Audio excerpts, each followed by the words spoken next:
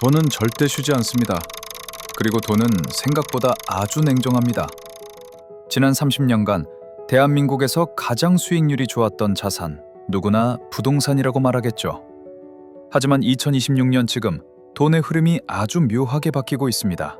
누군가는 단순한 조정이라고 말하고 누군가는 거대한 몰락의 시작이라고 경고합니다. 과연 여러분이 믿어온 그 불패라는 신화, 2026년에도 여전히 여러분의 노후를 지켜줄 수 있을까요? 아니면 우리는 지금 단체로 거대한 착각에 빠져 있는 걸까요? 오늘 그 불편한 진실을 낱낱이 파헤쳐봅니다. 이 복잡한 세상에서 우리가 던져야 할 단 하나의 질문이 있습니다. 그래서 내 돈은? 우리는 오랫동안 부동산 불패라는 종교를 믿어왔습니다. 하지만 돈은 감정이 없습니다. 오로지 더 높은 수익과 더 안전한 곳을 찾아 흐를 뿐이죠. 한 달 열심히 일해서 번 내 소중한 월급. 그런데 통장을 스치기도 전에 은행이 절반 넘게 떼어가는 그 기분. 혹시 지금 여러분의 이야기 아닌가요? 지금 안 사면 평생 거지가 된다는 공포 마케팅에 밀려 영혼까지 끌어모았던 2030 영끌족들. 오늘 영상은 단순히 겁을 주려는 게 아닙니다. 계란 끝에 서 있는 여러분이 어떻게 하면 발을 헛디디지 않고 다시 육지로 돌아올 수 있을지, 그 처절하고도 확실한 생존 매뉴얼을 전해드리려 합니다. 오늘 우리는 부동산 규제라는 좁은 틀에서 벗어나 주식, 채권, 금이라는 거대한 자산 시장의 지도를 펼쳐보려 합니다. 먼저 첫 번째로 정부의 강력한 DSR 규제와 부동산 감독원의 출범, 다주택자 징벌적 과세입니다. 2026년 현재 정부는 이전과는 완전히 다른 차원의 압박을 가하고 있습니다. 가장 핵심적인 것은 DSR, 총부채 원리금 상환 비율 전방위적 고착화입니다. 과거에는 소득이 좀 부족해도 담보만 확실하면 돈을 빌릴 수 있었죠. 하지만 이제는 아닙니다. 여러분의 모든 빚, 심지어 자동차 할부나 카드론까지 여러분의 연봉과 비교해 꼼꼼히 따집니다. 돈줄 자체가 말랐다는 뜻입니다. 대출 없이 수억, 수십억을 한 번에 동원할 수 있는 자산가가 아니라면 이제는 사고 싶어도 살 수 없는 시장이 되었습니다.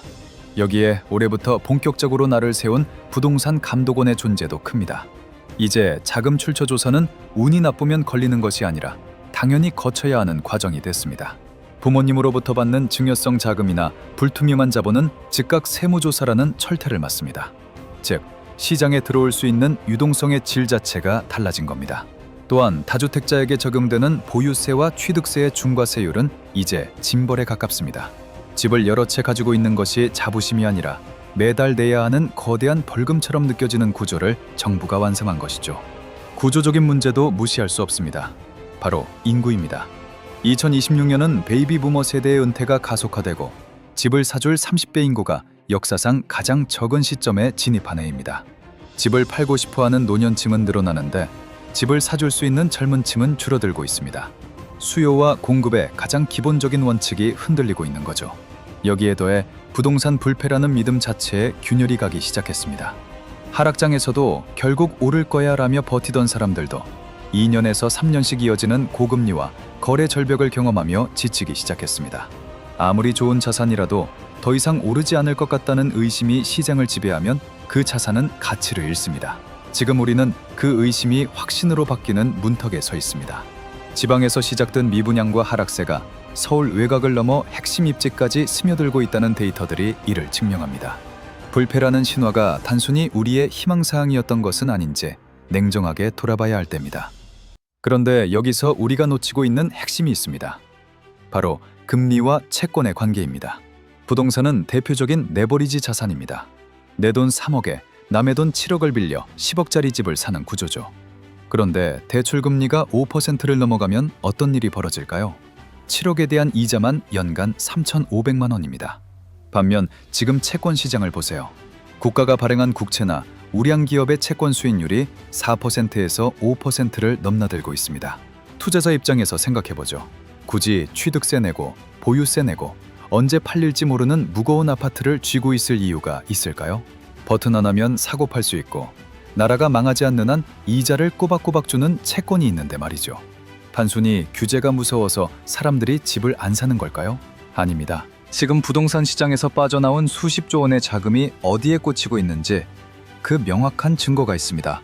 지난 15일 금융투자협회 발표를 보면 지난해 외국인이 한국 채권을 사들인 돈이 자그마치 147조 원입니다. 전년보다 2배나 늘었죠. 정부도 올해 개인 국채 발행량을 2조 원까지 늘리겠다고 발표했습니다. 과거에 개미라고 하면 주식이나 아파트 청약에 몰리는 사람들을 떠올리셨죠? 그런데 지금은 채권 개미의 시대입니다. 작년 한 해 동안 개인 투자자들이 사들인 채권 규모만 무려 42조 5천억 원에 달합니다. 부동산 급등기에 아파트 갭 투자로 쏠렸던 그 엄청난 뭉칫돈들이 이제는 확정이자를 주는 채권 시장으로 대이동을 완료했다는 가장 강력한 증거입니다. 냉정하게 계산기를 두드려 볼까요? 지금 서울 아파트를 사서 월세를 놓으면 수익률이 얼마나 될까요? 세금 떼고 나면 2%에서 3%까지 나오기도 벅찹니다. 그런데 지금 국채나 우량기업 채권은 어떻습니까? 가만히 앉아만 있어도 연 4%부터 5%까지의 이자를 줍니다.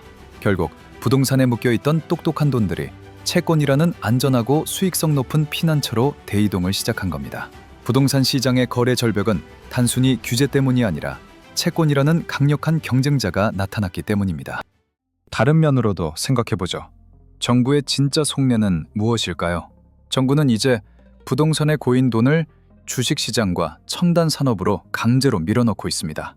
이걸 우리는 생산적 금융이라고 부릅니다. 여러분, 코스피가 4천을 넘어 5천 시대를 바라보는 이유가 무엇일까요? 대한민국 기업들이 갑자기 모두 대박이 나서일까요? 아닙니다. 한 가지 이유는 부동산에 갈 돈이 갈 곳을 잃고 주식시장으로 흘러들어오고 있기 때문입니다. 정부는 주식 투자에 대한 세제 혜택은 늘리고 부동산 투입 자금은 철저히 차단하고 있습니다. 2026년은 AI 반도체 슈퍼사이클의 정점입니다. 삼성전자와 SK하이닉스의 영업이익 합계가 100조 원을 넘나들고 있죠. 부동산은 희소성에 베팅하는 자산입니다. 하지만 주식은 성장성에 베팅하는 자산이죠. 인구 절벽 때문에 수요가 줄어드는 부동산과 달리 전 세계가 24시간 사가는 반도체와 소프트웨어는 한계가 없습니다. 부동산 불패 신화가 인구라는 벽에 부딪혔다면 주식시장은 기술이라는 날개를 단 셈입니다. 똑똑한 돈들이 무겁고 느린 아파트를 팔아 가볍고 빠른 반도체주로 갈아타는 이유가 바로 여기에 있습니다.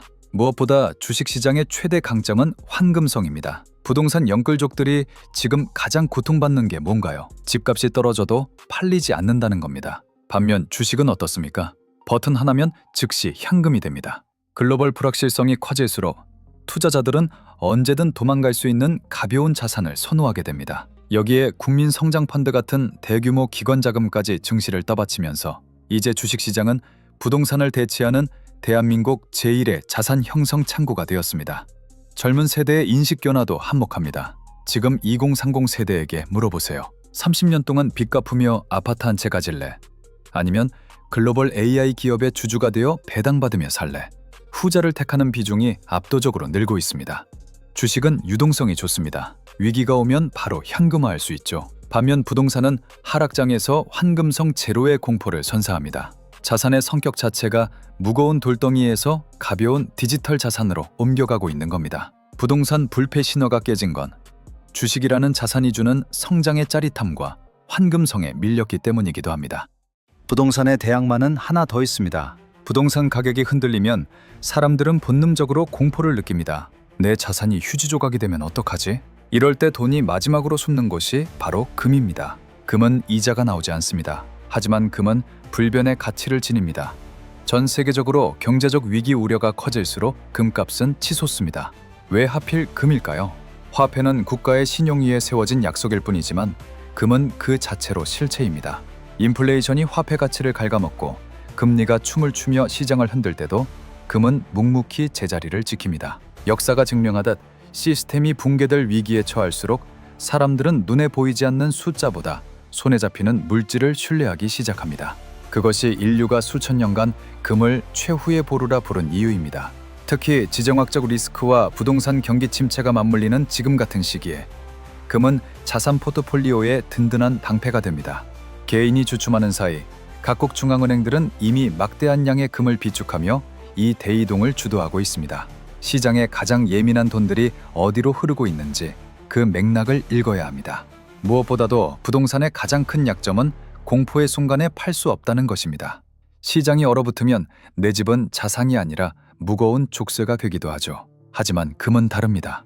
위기의 정점에서 가장 강력한 무기는 환금성, 즉 언제든 현금화할 수 있는 능력입니다. 10%의 안전자산은 단순히 손실을 메꾸는 숫자가 아닙니다. 폭풍우 속에서도 나를 지탱해주는 심리적 현금 흐름이자 남들이 투매에 나설 때 기회를 엿볼 수 있는 여유가 됩니다. 2026년 대한민국 부동산 시장에 차가운 바람이 불고 있습니다.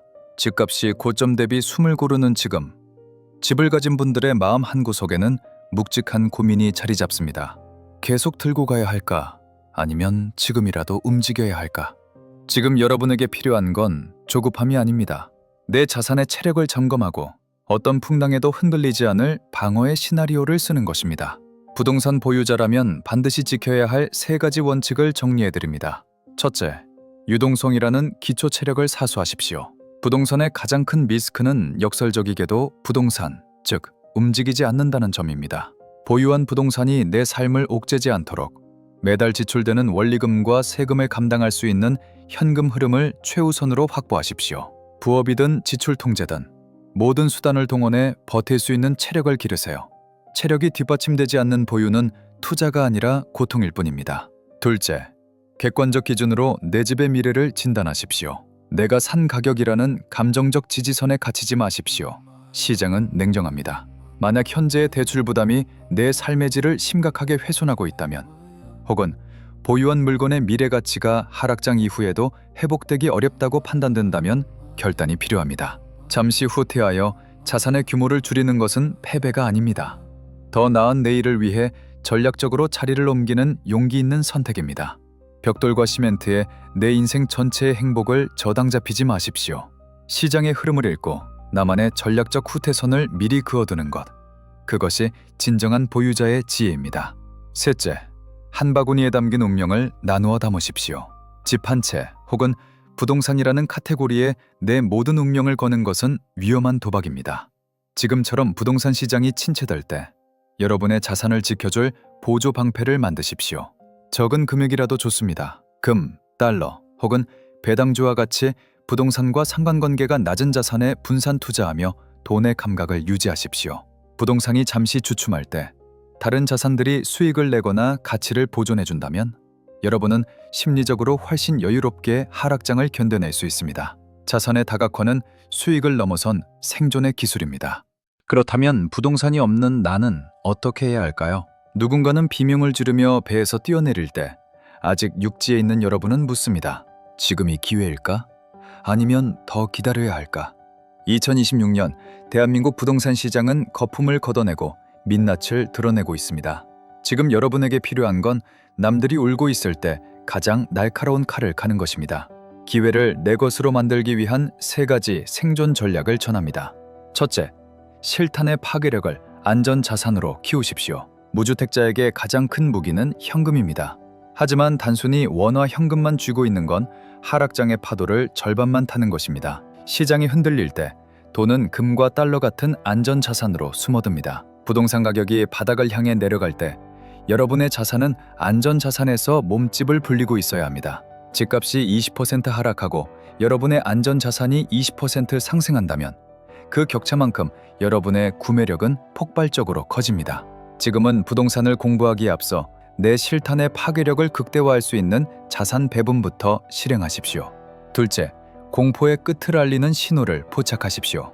남들이 던질 때 사는 것이 투자의 정석이라지만 떨어지는 칼날을 맨손으로 잡을 필요는 없습니다. 무주택자의 특권은 기다릴 수 있다는 것입니다. 부동산 커뮤니티에서 곡소리가 멈추고 아예 부동산이라는 단어 자체가 금기시될 때, 거래량이 말라붙어 중개소들이 문을 닫을 때, 그 침묵의 시간이 바로 여러분이 움직여야 할 때입니다. 부동산은 이제 끝났다는 대중의 확신이 들릴 때 비로소 여러분은 사냥감을 골라야 합니다. 조급함에 등 떠밀려 들어가는 시장은 기회가 아니라 또 다른 늪이 될 뿐입니다. 셋째, 선별적 안목이라는 창을 벼리십시오. 하락장이 지나가면 시장은 철저히 우량주와 불량주로 나뉩니다. 모든 집이 다시 오르는 시대는 끝났습니다. 지금처럼 시장이 차갑게 식어 있을 때 평소라면 감히 쳐다보지도 못했을 핵심지, 일자리와 인프라가 집중된 지역에 똘똘한 한 채를 리스트업하십시오. 남들이 공포에 질려 핵심지에 우량 매물을 던질 때 그것을 낚아챌 수 있는 안목을 기르는 것이 지금 당신이 해야 할 가장 가치 있는 공구입니다. 준비된 자에게 하락장은 부의 사다리를 갈아탈 수 있는 유일한 통로입니다. 이제 시장의 주도권은 현금을 쥐고 기다리는 당신에게 넘어오고 있습니다. 미련 없이 준비하고 냉정하게 기다리십시오. 그래서 내 돈은 오늘 어떤 기회를 정조준하고 있습니까? 여러분, 오늘 부동산을 중심으로 주식, 채권, 금까지 이어지는 돈의 대이동을 훑어봤습니다.